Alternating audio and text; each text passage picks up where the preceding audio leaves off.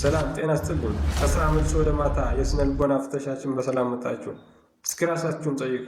ከሰዎች ጋር ስትነጋገሩ ያ ሰው እውነት እየተናገረ እንደሆነ ወይስ እያዋሻችሁ እንደሆነ በምን ታውቃላችሁ?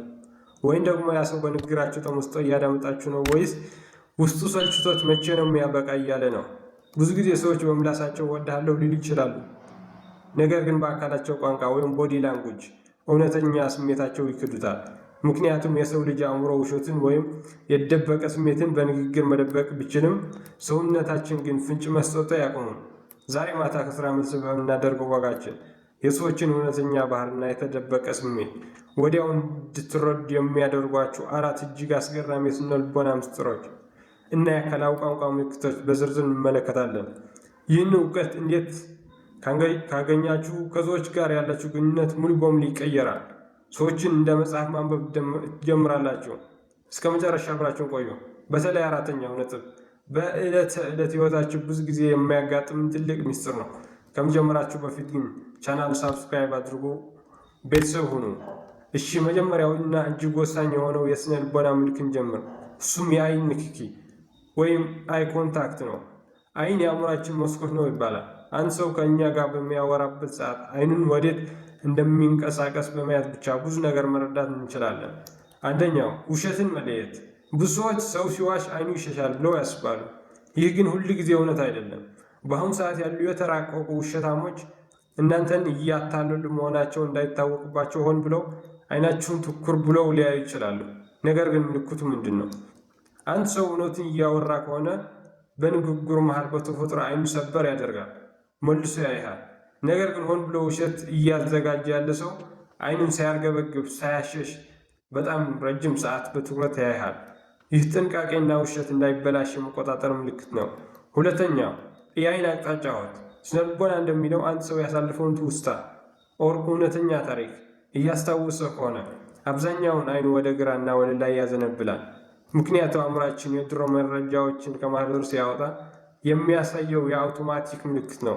ተቃራኒው ደግሞ አንድ ሰው በዚያው ቅጽበት አዲስ ታሪክ እየፈጠረ ወይ ደግሞ እየዋሸ ከሆነ አይኑን ወደ ቀኝ እና ወደ ላይ የመሄድ እድሉ ከፍተኛ ነው። ይህ አእምሯችን የፈጠራ ኢማጂኔሽን ክፍሉን እየተጠቀመ መሆን ያሳያል።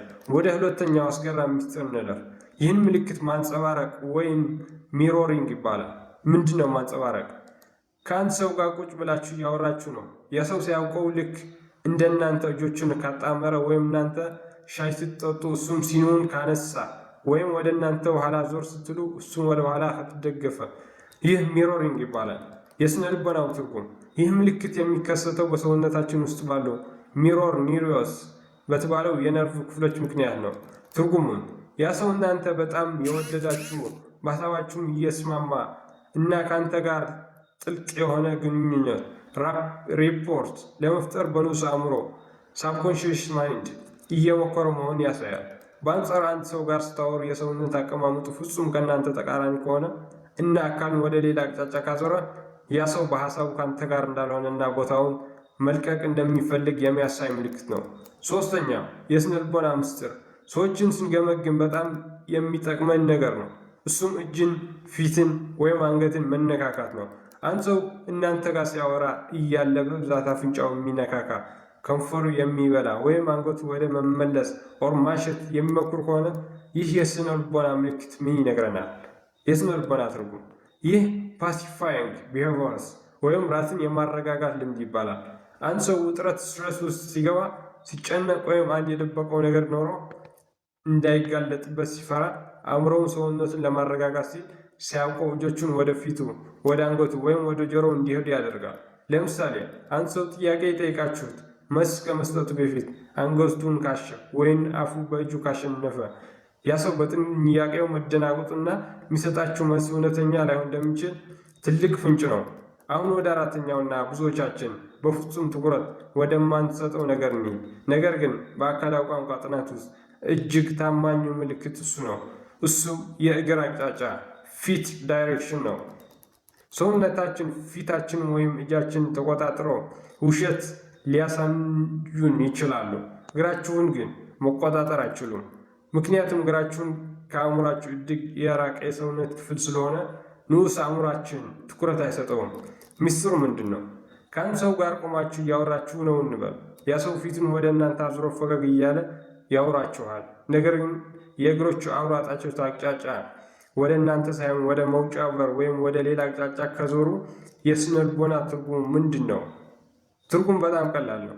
ያ ሰው በአካል ካንተ ጋር ቢሆንም በውስጡ ግን ንግግሩ አልቆለት ከዚያ ቦታ መሄድ እየፈለገ ነው። ሰውነት አስቀድሞ ወደሚሄድበት ቦታ ፊቱን አዝሯል። ይህን ምልክት በስብሰባዎች ላይ፣ በቢዝነስ ቃለ መጠይቆች ወይም በጓደኛሞች መሃል ማስተዋል ትችላላችሁ። እንግዲህ ተመልካቾቼ ዛሬ የተነጋገርንባቸው 4 የስነ ልቦና ምስጢራት እነዚህ ነበሩ።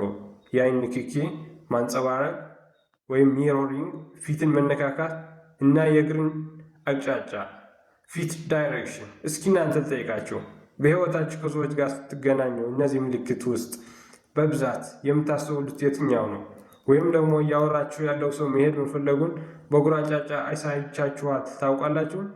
ያላችሁን አስደናቂ አስተያየት ኮሜንት ላይ በዝርዝር ጻፉልኝ። እኔም ማታ ከስራ ስመልስ እያንዳንዱ ኮሜንቶችን በጉጉት አነባለሁ። የዛሬው ከስራ መልስ የማታ ወጋችን ይመስል ነበር።